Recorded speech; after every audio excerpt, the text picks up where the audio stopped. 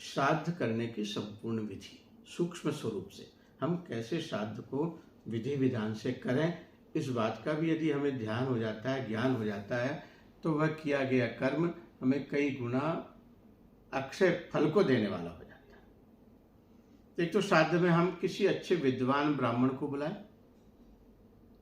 और विद्वान ब्राह्मण को बुला करके शुद्ध पवित्रता के साथ में स्नान करके धुले हुए वस्त्र पहन करके, काले पीले हरे नीले इस तरीके के वस्त्र ना पहने, धुले हुए वस्त्र पहन करके ब्राह्मण के माध्यम से हम घर में देव तर्पण, पितृ तर्पण और ऋषि तर्पण, इन तर्पण को विधि विधान से कराएं। गंगा जल से युक्त जल लें जिसमें तिल है, जौ है,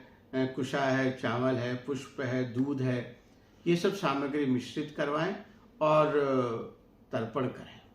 उस तर्पण में जिनके निमित्त करना है हमें वो तो करना ही है, उनके नाम का तो करना ही है। इसके अलावा जो भी हमारे बुजुर्ग चले गए हैं उनके निमित्त करना चाहिए, देवताओं के निमित्त तर्पण करना चाहिए, मनुष्य तर्पण करना चाहिए और पितृ तर्पण करना चाहिए। तीसरी बात, शुद्ध आसन लगाएं, कुशा के ऊपर बैठें और देवताभ्यश्च पितृभ्यश्च महायोगिभ्येव च नमः स्वाहाय स्वधायै नित्यमेव नमो नमः। ये पितृ गायत्री है, इसका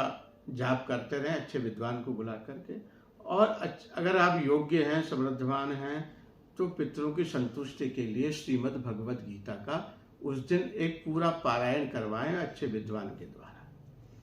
अच्छा, एक बात है, कोई अच्छे कर्मकांडी, अच्छे विद्वान जो ब्राह्मण ही कर्म ब्रह्म कर्म ही करते हैं, पूजा पाठ ही करने वाले व्यक्ति, गायत्री के जप करने वाले हैं, साधना करने वाले हैं और जनेऊ जिसने धारण कर रखी है, ऐसे वेद युक्त ब्राह्मण को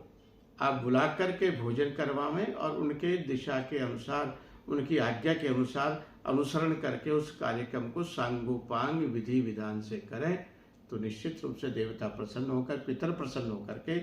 आपके जीवन में सुख समृद्धि करते हैं और उनका स्वयं का भी मोक्ष प्राप्त होता है और उसके साथ साथ ही आपके जीवन का कल्याण होता है, वंश की वृद्धि होती है।